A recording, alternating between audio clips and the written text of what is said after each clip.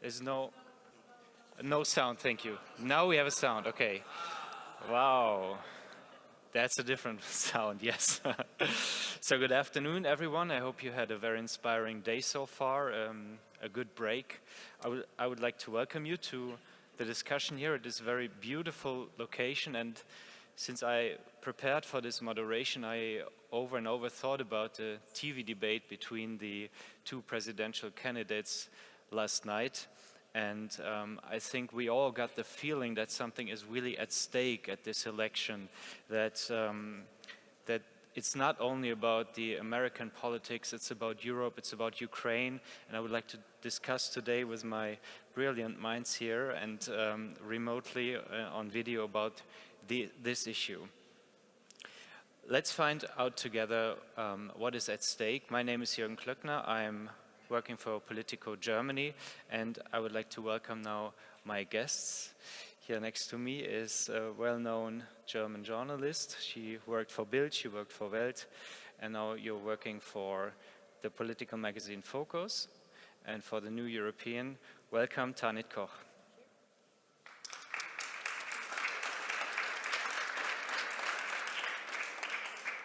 And please give a very warm welcome to the founder and the editor-in-chief of Kyiv Independent. You had a long way here. You came from Kyiv yesterday to Berlin. I'm very happy you're here. Please welcome Olga Rudenko.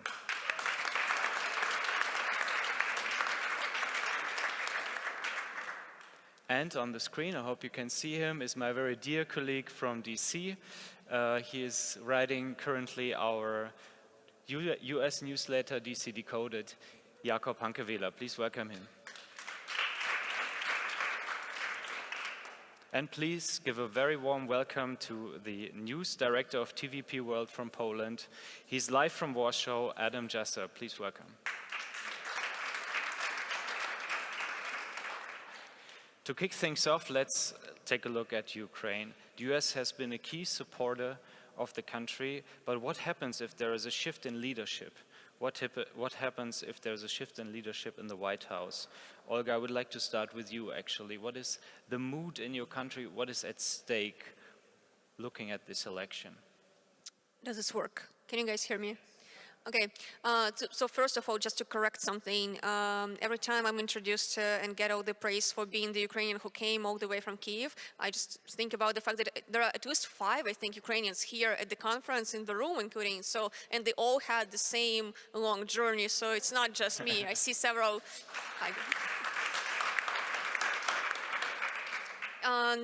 Secondly, it's I think that this discussion is, the official name is Europe in the Shade of the US election. And it's interesting because, for us, Ukraine is not just in the shade of the election, but it feels like more. I remember speaking about the US election at the beginning of this year at some event and comparing it to a train that is coming at you. And you can't move out of the way. And that was, of course, when the forecasts were completely in favor of Donald Trump. The issue for us is that it now seems like there is no great outcome for Ukraine in this election. Because it is quite clear from the debate, and I think we all watched it, or at least some clips from it that happened 2 days ago, when Donald Trump was asked whether he wants Ukraine to win, whether he thinks that it is in the U.S. best interest for Ukraine to win, and he said he wants to finish the war. Twice he was asked that, and both times he said, "I just want to finish it." It is quite clear how he wants to finish it. It is quite clear that he effectively wants to surrender Ukraine to Russia. At the same time, it is not exactly clear what Kamala Harris is going to do. And that is a bigger question for us, I think, because it is, if she continues the line that the US had towards Ukraine, then the issue of the election for Ukraine is not a matter of life and death, but more like death and slow death. Because if she doesn't overturn the current policy, if she doesn't correct the mistakes that were made by the administration that was focused on defending Ukraine without provoking Russia, which I think was a, in hindsight, when historians are gonna study it, it's gonna be seen as a huge mistake. If she doesn't overturn that, then it's not a great outcome for Ukraine. So I'm sorry to be pessimistic, realistic rather. At the same time, it is still early to see. It is still too early to say that the election ends one way or another. I would not, at this point, I would not make a bet on who's going to win. I think it's still too early to say with certainty, even after the debate that was clearly victorious for Kamala Harris. So I'm sorry if you wanted me to give a forecast of what's going to happen, and I can't provide that. I don't think anybody can, but I guess this sort of answers the question. I would like to give the question also to my other participants here in the panel, because I think, yes, there is some uncertainty around the foreign policy of both candidates, but probably, Jakob, you monitored the discussion very closely 2 days ago, and which feeling did you get? Who would be better, probably better for Ukraine? Is it Trump or is it Harris? Probably.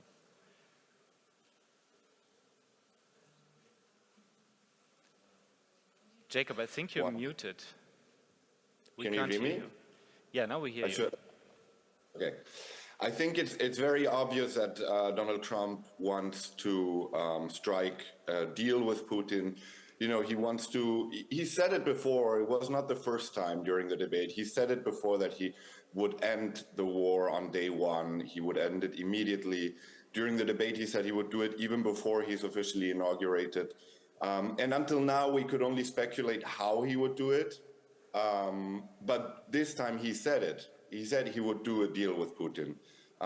So I think, obviously, for the territorial integrity of Ukraine, Donald Trump is the worst choice. I think there's only one way you can end the war immediately, and that's by giving Russia what it wants.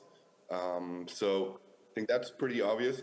I agree that it's not entirely clear what Kamala Harris will do. She's and not just on Ukraine, during the entire campaign, she's been pretty conspicuous about what she's going to do, because she wants to appeal to almost everyone, and therefore she can't be too specific on her proposals. But she did say that she would continue supporting the territorial integrity of Ukraine. She said that was an important concept and idea, and that NATO was an important alliance and the best alliance that the US had ever created, and that the US should continue working with its allies and especially supporting democracies. So I think it's very clear that she would not give up Ukraine immediately, but we don't know whether she would overturn some of the Biden policy. Moment in that debate where Trump was asked, I think 2 times, would you like Ukraine to win? And he didn't answer. He avoided that question, right? Tanit, what did you think when you heard that? Well, as Olga just said, he did answer.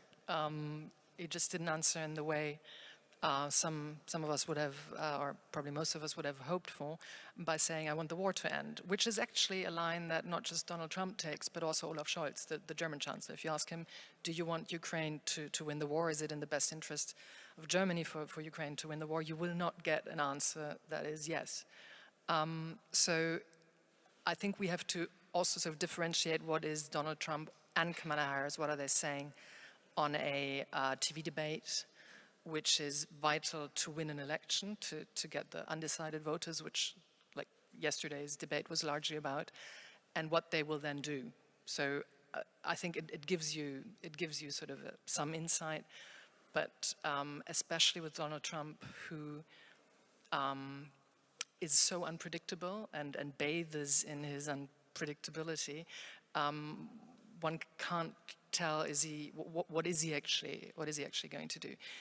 I think the more troubling question for us, not for Ukraine, but for the rest of Europe, especially the EU, is had we had this conversation in 2016, 2015, when nobody believed that Donald Trump could win the US presidential election, it would have been a fair and necessary discussion. I do not understand why 8 years on, we are still having discussions about Europe in the shadow of the US elections, because we had, the moment he was elected in 2016, we knew, okay, it can happen. It happened once, it can happen again, and people said so. If you look at Münchner Sicherheitskonferenz, Munich Security Conference, it's not if he were to be elected again. It doesn't come as a surprise, but we still haven't done our homework. So I know this sounds provocative because there has been Zeitenwende, there has been at least some shift in defense policy, but that was not because people really changed their mind. This was because Putin invaded another country in Europe. This is what brought about the change, not the insight or the acceptance that we have to do more. And just one last point, which is, again, may sound provocative given the effort, especially the military and many people are putting into it. It's just not enough. It's still like, I don't know, you have a 33-year-old guy who still lives at home and expects his parents to do the laundry and uses the family car, and is surprised if they want to kick him out and say you have to do it by yourself. And I think Europe promised Ukraine 1 million rounds of ammunition, and we're short 50% of that. So the promises... Even that promise wasn't enough for the needs of war. And they're exactly. So there are promises which don't even live up to what would be needed, but we don't even deliver on those promises. And what Europe should do is be wholly independent of who's in the White House. Because even if you don't like Donald Trump, even if you, and he is divisive and he is dangerous and his policy is dangerous, especially for American institutions and democracy. But there's one point, and I think Hillary Clinton would have made the same one. Why should a family in Michigan pay for our security? And we have been discussing this in 2016, and it's a tragedy that we are still discussing it in 2024. I think you're raising a very important point, why Europe didn't manage to get more independent from the US in all that period. Adam, what do you think? What is the reason for that? Do you share that view? Well, we don't have to look that far. If we look at some of the decisions that Germany has made over the past 20 or 24 years, many of them, on the face of it, were taking into account the need for Europe to act coherently on policies. But like this decision on the borders the other day, it seems that very often these are unilateral decisions, and that Germany cannot really decide what it wants to do with Europe, in Europe and with Europe. And I think everybody speaking before me rightly pointed out that, the Americans, they're focused on their domestic issues, some very serious. They're focused on China and on Asia, and they probably rightly believe that it's time for Europeans to really take their own security seriously. The trouble is Europeans cannot get in step with what they really want to do, how they want to do. Look at the reaction to the Draghi report, which came out this week, right? Which makes some pretty solid recommendations about also defense, also about security. And okay, you can disagree with some of the points, but the general direction is okay. And look at the kind of discussion we're having in Germany about this. It's not really about policies, it's about whether we need to stick to the 60% debt to GDP limit. To me, despite all the talk about Zeitenwende, it just shows that change is very slow to happen. So probably Europe understands that it has to get more independent from the US, but doesn't really have the will to execute that. Ursula von der Leyen 5 years ago, that was before the last European election, talked about the necessity to have a European defense union, and there's talk about the new commissioner for defense, and it seems like no one wants the job, because it doesn't have the budget. And you'll be in sort of rivalries and turf wars with other parts of the Commission. And again, this is an old discussion. And I totally agree with our Polish colleague. And Poland, I think, has, if you take the GDP, has the largest defense spending in the whole of Europe. And that's sort of one glimpse of hope, or into the Kamala Harris black box. I enjoyed the way, or thought it was a very well-prepared answer when she was asked about Ukraine, to say that it's not just about Ukraine. Poland would be next. Europe, it's about Europe. And how would Donald Trump explain to 800,000 Polish Americans living in Pennsylvania? Apparently, there are not enough Ukrainian Americans living in Pennsylvania, but at least 800,000 Polish Americans living in Pennsylvania, how to explain to them that the US doesn't defend their democracy. And again, it's a TV debate. It's not sort of White House policy, but at least that was definitely leading in the right direction. You agree, right? I just wanted to add that I thought it had one disappointment in the debate, and that was that Kamala Harris wasn't also asked whether she wants Ukraine to win. I would be very interested in how she takes that question. I mean, there is, of course, the view in Ukraine is that Europe also should do more to you know, if Donald Trump is elected, then Europe will need to step up its support and to outbalance what we're going to lose with his administration. But even if that doesn't happen, I mean, there is a general consensus, I think, that Europe can and should do more. Not just, you know, it's not because you feel sorry for us, but it's because it's in your best interests. For example, you know, one of the most crucial discussions now is to whether the Western allies will finally lift the restrictions for Ukraine to use missiles like Storm Shadows on sites in Russia. Because as of now, we were only allowed to use American weapons on well, after the Kharkiv offensive, there was they allowed Ukraine to use it in like regions neighboring Kharkiv, and you know, it's a very simple connection here. If we can use those, then we can take out the missiles launch sites, and we can take out the airfields, and we can take out the means that they use to attack Ukrainian cities, which these attacks really intensified in the past few weeks. We've had some horrible attacks. It was one of them in the city of Poltava, killing over 50 people in just one place, and others. There's barely a day now in Ukraine without a mass missile attack on a city that, you know, has civilians killed. And but I'm saying it not for you to feel sorry for us, but because, you know, they are not usually targeting those apartment buildings. They're targeting some energy sites around it. They're targeting military facilities. They're targeting Western-provided weapons. So if they take out our energy grid, which they've almost done, we spent the summer with, you know, I've learned to really appreciate electricity, for example.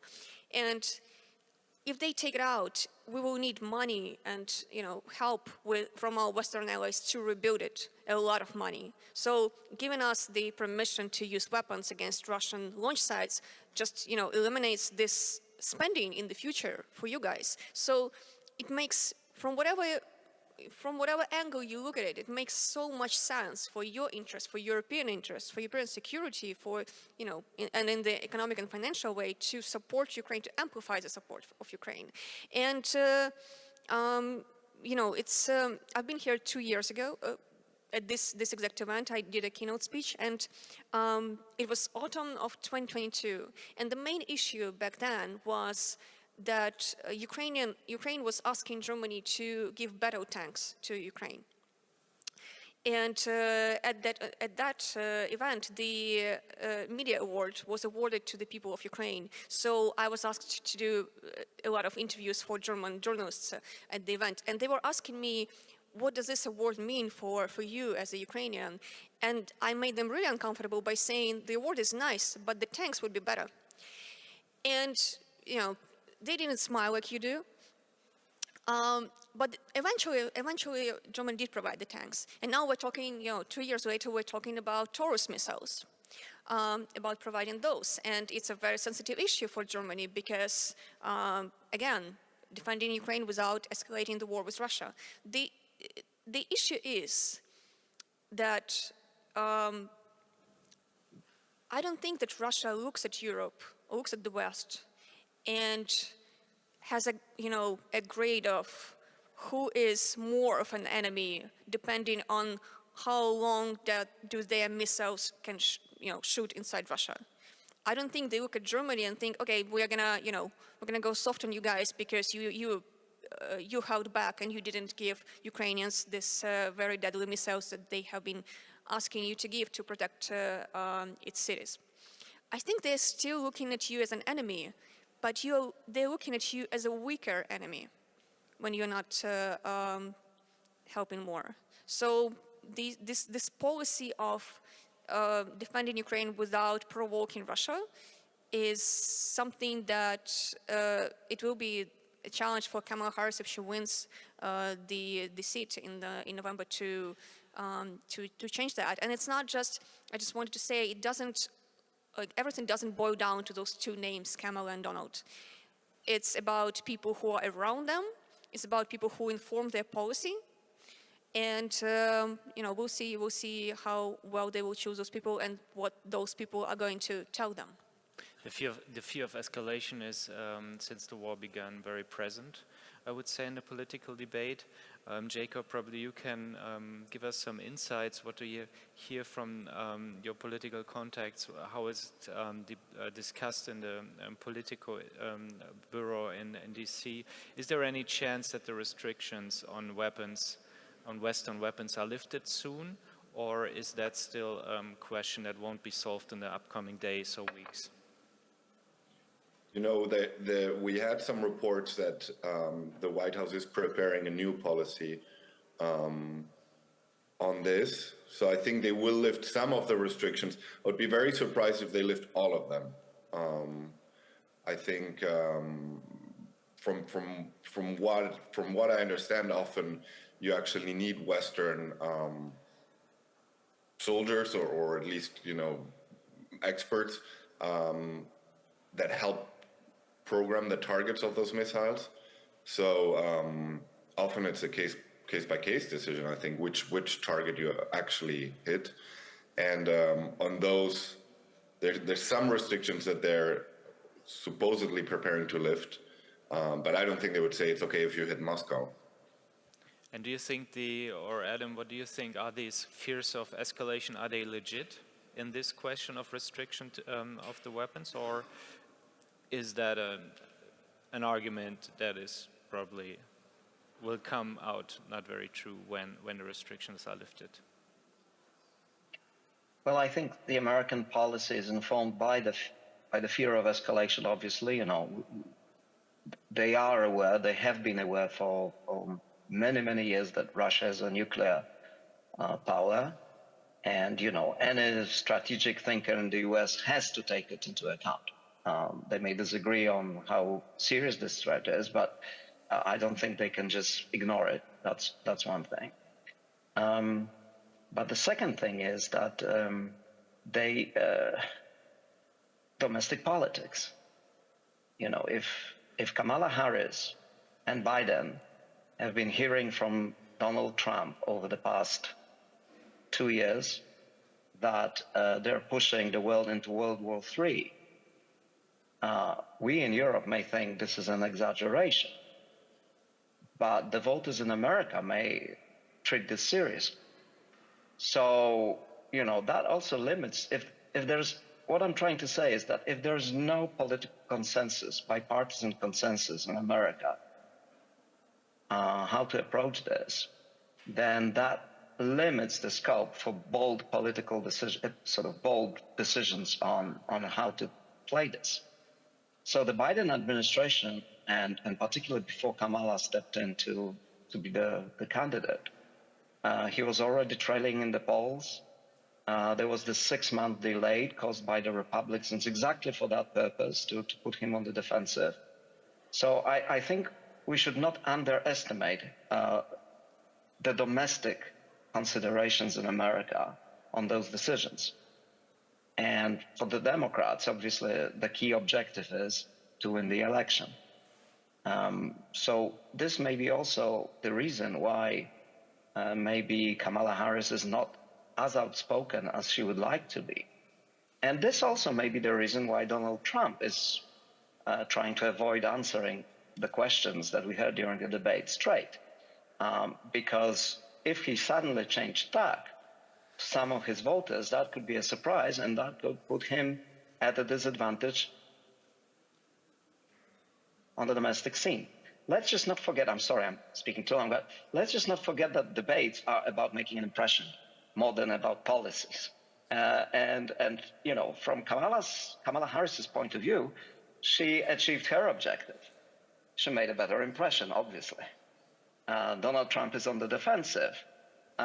So let's see what the next debate brings. And let's see if in the next debate they will be pushed to be a little bit more specific on those policies. If there will be a next debate, Tanit, do you agree that the US became tired of the war, and that's actually a horrible perspective then for Europe, right? Well, it's already been said, the US is focusing on the West, meaning the west of the US, which is Asia. And I think Europe had ample time to do our homework, and we haven't done it, so we shouldn't complain. I remember, and we talked about this earlier, sort of adding to what was just said about debates and actual policies, that during Donald Trump's last administration, the Abraham Accords were created, which were a massive step forward for the Middle East, and mostly ignored by Europe because they were brought about by the Trump administration, and what good could come out of that. And we saw how much Iran, Hamas, etc., feared those agreements between Arab states and Israel, which were brought about by the Abraham Accords. And so I'm not wholly pessimistic that even if Donald Trump were to become president yet again, that something could come out of it. But Olga made a very good point earlier. We don't know who'll be surrounding them. And during the last Trump administration, we had people like John Bolton, who some people wouldn't consider like, I don't know, the creme de la creme of diplomacy, but he sort of reined in Donald Trump. And we can, I think, be pretty sure that people who limit Trump or try to stop him doing whatever he wants to be doing will not be with him this time around, because he is so powerful within the Republican Party that I'm afraid they'll be mostly minions. So it's not going to be the same foreign policy approach we've seen before. But just one last point. I'm sorry, I'm also speaking rather long. Donald Trump is not the only one saying there will be World War III and that Putin has the nuclear bomb. Again, we have a German chancellor who's not saying it in the same Trump-like style, but there are interviews in Spiegel and other very renowned papers where the German chancellor openly alludes to the possibility of Putin starting a third world war and using the bomb. And it also resonates with the German public, the same way it resonates with the American public.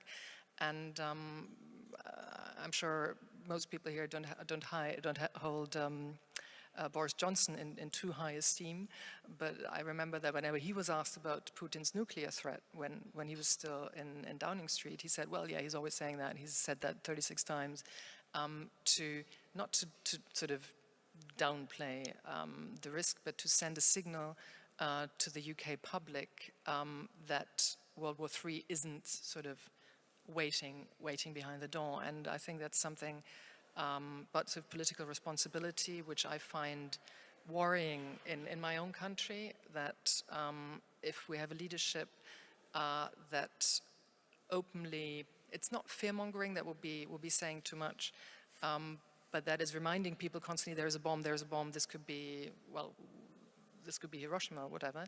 Of course people are scared, and of course people sort of follow that line of arguing, whereas Olaf Scholz could also say or lead into a different direction, and I don't see this happening at the moment. Well, there have been many red lines, right, since the war began, and this red line seems to always shift it. Yes, and also Germany is sort of a major contributor to the war effort in Ukraine, obviously in terms of funds, in terms of arms. it's just that the signal to the German population isn't sent that there's a reason we're doing that, because we're not sort of pro bono charity altruists, but that we're defending our own security, our own continent, our own future by defending Ukraine. And that is not, from my perspective, isn't said often enough. What do you think, Olga? Is like from perspective from Ukraine, is Europe and the US, are we terribly overestimating the escalation potential of Putin? Yes. Yes, you are. I mean, look at what happened in early August with Kursk incursion, which was a huge surprise for us in Ukraine as well. And so to sum it up, it's been over a month since Ukraine crossed the border into Russia. This is the first time in I don't know, 70 years, over 70 years, that Russian ground was invaded by another country, something they're not used to. And if you remember, when Putin started the full-scale war in February 2022, in his justification, in his surreal, crazy justification for why they're doing it, he said it's because Ukraine, with the help of NATO, was preparing to hit Russia, to invade Russia. So this was protecting Russia, protecting its borders, was the justification for attacking Ukraine. Even though, of course, Ukraine was not preparing any attack on Russia in 2022, because why? Now that Ukraine has actually, has been holding some land in Russia for over 5 weeks, Russia couldn't care less, it appears. They are downplaying it so much in the domestic media. It's like nothing's happening. It's barely a conversation there. It's like they are, and there are, there are videos of in some Russian media in exile that are not controlled by the Kremlin. You can find interviews with locals, with local Russians who are condemning Moscow for abandoning them, which of course is not surprising for anyone. But has there been retaliation for this? In the first week or so, maybe 2 weeks after the incursion started, there was a lot of talk, among just people I know in Ukraine, of is there going to be a huge mass missile strike that is the retaliation for this? Are they going to, strike something that is especially valuable to us in Ukraine? Are they going to do something new? No, they are not waiting for us to do something to hurt us. They are hurting us as much as they can at the moment, at any given moment. They're not holding back. And they're not waiting for us to cross a line, or for the US or for Germany to cross a line to escalate. They're doing what they can. And yes, they're not using the nuclear missiles because, well, there are, I think everybody understands, even in Russia, that it's really, this thing that it's not in their interest to cross. And if they would use it, Ukraine, of course, would be one of the first targets. And we don't want to be nuked, but we're still advocating for putting more pressure on Russia, not just militarily, by the way, in terms of sanctions that are being circumvented now left and right, in terms of going after Russian oligarchs, Russian assets even more, in terms of billions and billions of frozen Russian assets in the West that could be given to Ukraine to fund the war effort. There are ways that more pressure can be put on Russia without it leading to anything being hit with nuclear weapons. And yes, I think that it's answering your initial questions. It is, of course, an overestimation. And I think, unfortunately, we are talking about elections all the time. Every year there's an election somewhere. Now they're saying that Scholz will not change his mind on providing Taurus missiles to Ukraine, even if America changes their mind on their restrictions, because of the upcoming elections. And that's kind of the dust trap for democracy and for our futures there, because politicians are not being leaders. They're being politicians who are focused on being popular.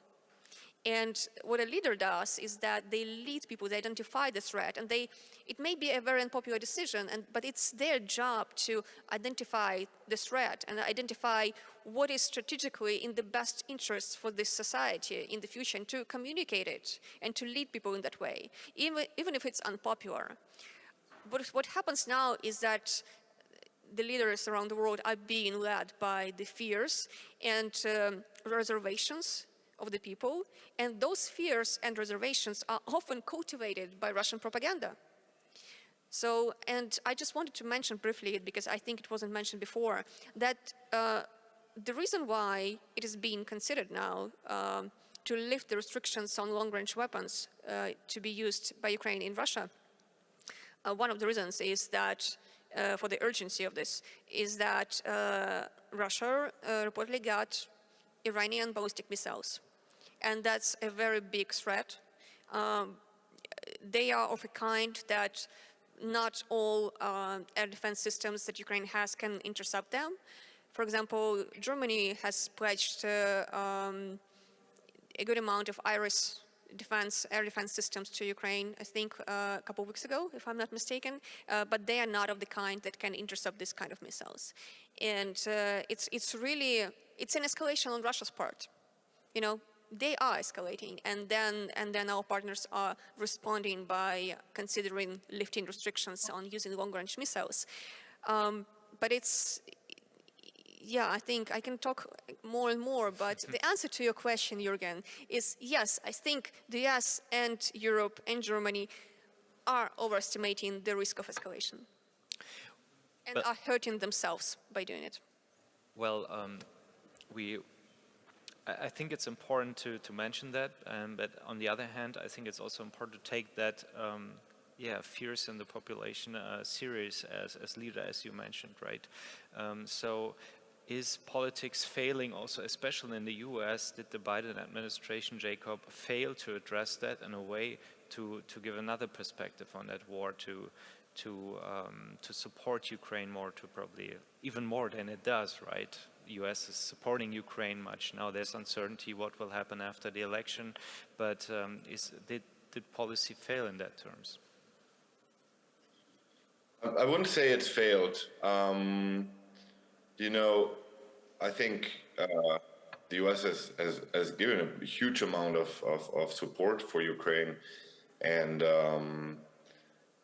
considering what Tanit was saying, that actually Europe could have been preparing for the last 8 years at least, the US is still giving a lot of support, and Biden, I think, has been, they've also been pressuring Europe to do more, but they still, the lion's share of support, at least military support for Ukraine, is still American. Of course, if you count everything, financial support as well, and it's Europe.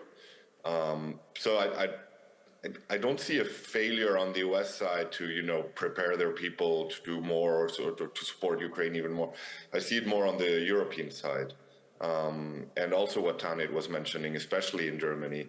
I think most Americans are very aware of their role in kind of in world politics, and you see it in the debates, right? I mean, the foreign policy played a huge part of the debate, also during the campaign. It's something that both politicians mention a lot. You don't have that in Germany, that awareness of. I think our debate when this coalition was elected, we didn't even have a discussion on foreign policy. It's as if Germany was an island, and it's the country that's in the middle of Europe, and that depends totally on the countries around it. But we still have these discussions about, internal politics, and we can go into details of that for hours without being aware that, just kind of the basics of our economy and of the peace that we live in, the kind of the peaceful system that was built after World War II, depends on our allies. So I think there's a huge failure in Germany to do that. I don't think that in the U.S. there's a, of course there's, after the Iraq War, there was a change in perception that the U.S. should, in general, stay out of wars. But I don't think that for the war in Ukraine, there's a perception that the U.S. is doing too much. I think it's an argument that Donald Trump is using a lot. I'm not sure if that's catching up with a lot of people. Thank you, Jakob. I was told we have also the chance to answer a question from the audience. I would like to use the last 15 minutes for that. So if anyone of you have a question to my panelists, then please raise your hand. We have a microphone going around, and if you don't, I will continue to ask my questions, so that's no problem. But I don't see you raising hand. Somebody want to do the beginning? I'd actually like to hear from John Kampfner, because he's been in Moscow as a correspondent for a couple of years, and I know you're quite savvy on the matter. Tanit. A long time actually, 6 or 7 years back, but it was back in the optimistic days of the early 90s. And Olga, we were talking about this earlier, and for my sins, I to the extent that I'm in any way knowledgeable about the Ukraine war, it is from the perspective of Putin's longevity, what is happening in Russia. That's a different conversation. But it does come back to the topic of today's entire conference, which comes down to I never cease to be horrified in this country, in the UK, in France, and elsewhere by the extent to which people still have even reasonable sympathy with Russia, or understanding of, or buy into the narrative. I have had so many arguments over the years here with German journalists who did not investigate Schröder and his disgusting links with Putin. I use that word advisedly. London becoming Londongrad, and an entire economy based around the laundering of Russian money. You have Macron talking about how heroic France has been, and it's given Ukraine almost nothing compared to Germany, which is, as we've all seen, more than double. So to me, it is, to Olga's point about Ukraine is just the start, Poland will be next, the Baltics, and whatever. It is an absolute corrosion of European society and of Western society. And the idea that Trump or somebody, I'm not as pessimistic, by the way, about Kamala Harris as you guys, or at least cautious about her. I think she could be, if the Democrats got both houses of Congress, which is a massive if, massive. She could be quite, but the idea that a deal can be struck with Putin, and then we can all then go back to our sort of happy, comfortable lives, seems to me, which is the sort of Schultz idea, and it's definitely Trump has a different agenda, is completely crazy. I mean, if Putin gets away with Ukraine, that is just the start. That's more of a statement, but I don't know if anybody wants to comment on that. You're raising indirectly probably a question, is that idea of a peace conference that the Chancellor mentioned, is it so crazy, or is there actually some good in it? Just very quickly, I was intrigued by the parliamentary debate we had in the Bundestag yesterday about all things migration, so not directly related to Ukraine or the US elections or NATO defense spending. But Olaf Scholz, and I don't want to sound like overcritical because he is in a difficult spot. He's probably the weakest chancellor Germany's ever had, and that's not because of him personally, but because it's a three-party coalition. We've never had that. he's not chairman of his own party, so there are sort of structural reasons for him not to be sort of the mighty leader of the Federal Republic. But yesterday there was one line, and I've not seen it mentioned in the media, but it really shocked me. He said, and quite smugly towards the opposition, he said, die Macht der Bundesrepublik Deutschland endet an den Grenzen der Bundesrepublik Deutschland, which means the power, the might of the Federal Republic of Germany ends at the borders of the Federal Republic of Germany. And I think that's a catastrophic thing to say for a leader. And I don't mean, well, Germany should start invading countries again to increase its power. But of course, Germany as a sort of middle power in Europe has more power than just stopping at the borders of Freilassing or Flensburg or Frankfurt Oder.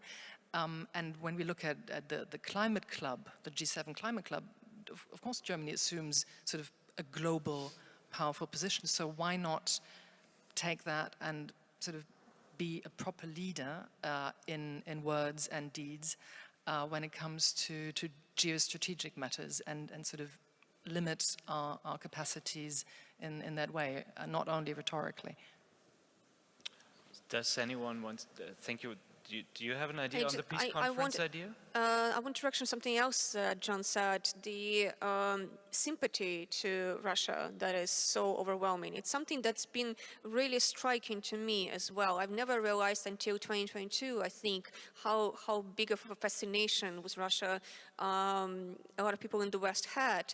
And while there was this, I mean, there still is fascination with Ukraine because of the resilience and the bravery that Ukrainians have shown.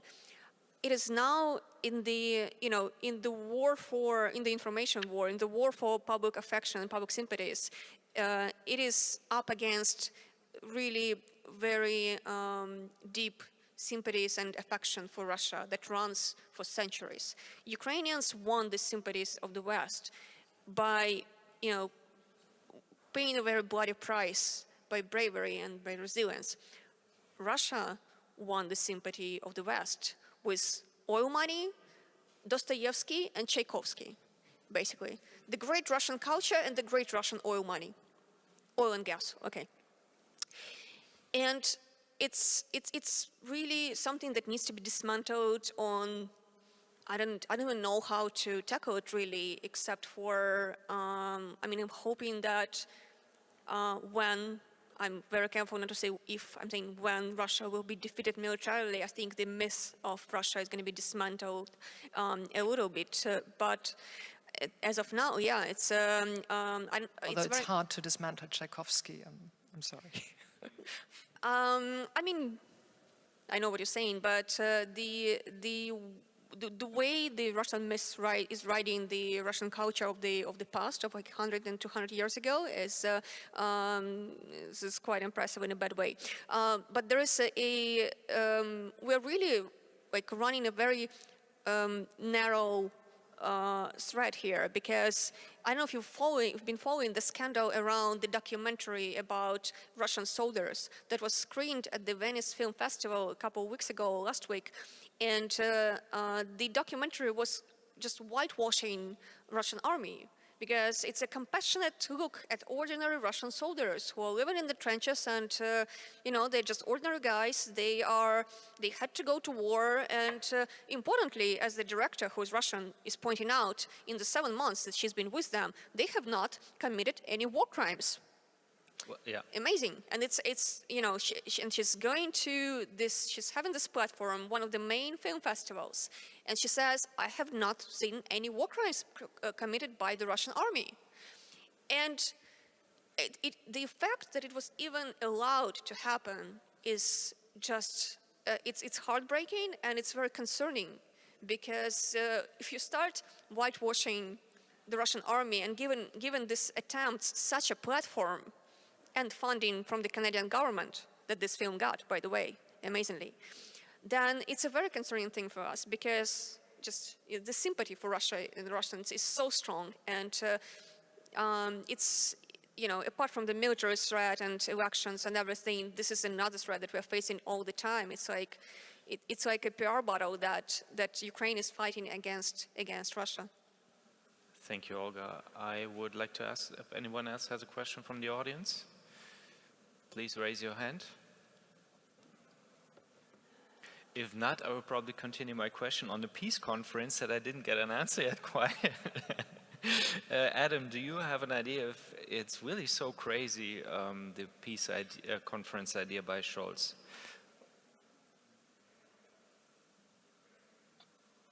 Well, it's fascinating that we started this discussion about the US election, and it seems we're discussing Germany all the time, which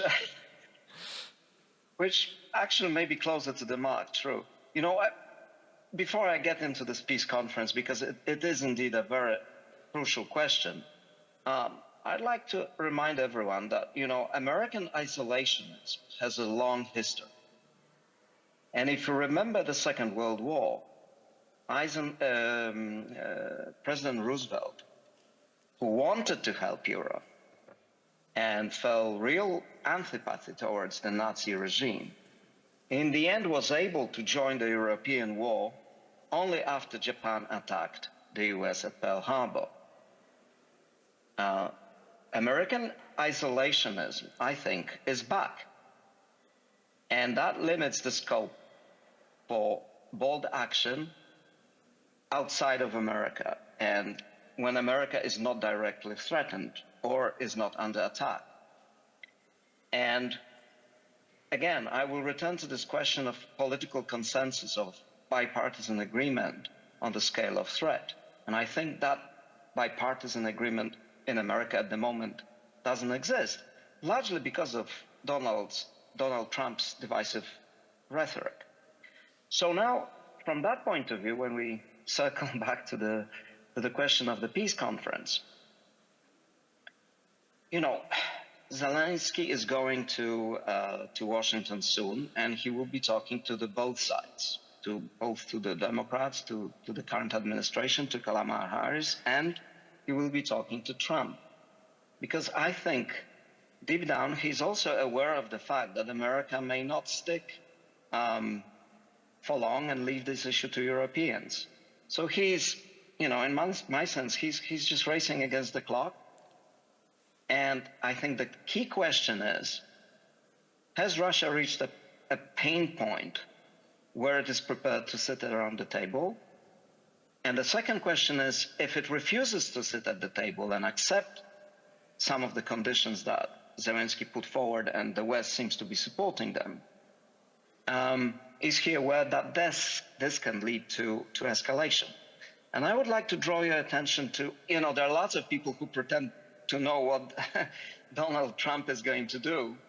And one of them is Mike Pompeo, his former foreign secretary, who penned this article in the Wall Street Journal several weeks back, where he actually laid out what he claimed was Donald Trump's plan for ending the war. And if you actually look at that plan, one of the provisions there was that he is going to actually put pressure on Putin to say, you know, sit down at the table, talk real peace, and if not, we will unleash Ukraine and we will give them everything they need. Now, you know, again, I will stress this, that there are lots of people around Washington who claim to know what Donald Trump will do, but I think this element of risk is also present for Vladimir Putin. Probably it's also a bit in Europe's hands what Donald Trump is going to do. Is there a way to deal with him best? Is it flattering him all the time? Is it opposing him all the time? Jakob, what do you think? What do I think is the best way to deal with Donald Trump? $1 million question. I would probably have a different job if I knew. I think you know, it's just my impression is from everything that we've heard from Donald Trump, he doesn't care about Ukraine or NATO for that matter. I think he's much more transactional than that. And I think we should take him at face value and not hope that he's actually smarter and just pretending to be just pretending to be what he seems he is. The other point that I wanted to make, and it's a totally different point, but when we were talking about the perception of Russia in Germany, we had, was it last week? Last week leaked documents from Russian foreign interference in the US. That's how it was reported, but half of those documents that the FBI filed in court were about operations, PSYOPs in Europe, and most of them in Germany, about supporting the far right. Very explicit documents, most of them in Russian, but also translated, explaining how Russians are already interfering in German politics and fueling the far right. And I thought the reaction to that was almost nothing in Germany. You didn't hear much. It was reported a little bit. I didn't hear many politicians commenting on it. It's as if it wasn't really happening. You know, you have one country that is very much still using Cold War methods and in that same mentality, just trying to totally undermine our society from within, and our countries that are just ignoring it and have kind of moved on from World War II mentalities and Cold War mentalities, and are not even sensitive to these kinds of PSYOPs anymore. You know, we just had 2 elections in Germany where the far right won. And we've had discussions about migration and internal reasons for that, but we haven't really talked about Russia's role in it. And I think, again, coming to the perspective, I just find it extremely surprising that also our government isn't doing more to address this. And I think one of the ways all the studies show to address it in a democracy is by speaking about it publicly. You can't, you know, make a society stronger against foreign interference and PSYOPs if you secretly with cybersecurity or something. You have to talk about it publicly and make people aware of that risk and of the fact that a lot of the things that we read online are spread maliciously on purpose. Thank you, Jakob. I wanted to end this discussion on a positive line. I think I failed, but I still want to thank all my panelists to the end. Want to thank my audience. I think it was a very thought-provoking discussion. We started in the Ukraine, went to the US, then end up in Germany quite often in a way. But anyway, it was a quite interesting discussion. Thank you so much for this. And I was told that we now have a 30 minutes break, and then we all see each other here again for the highlight of the evening to the M100 award show. Thank you so much. Thank you.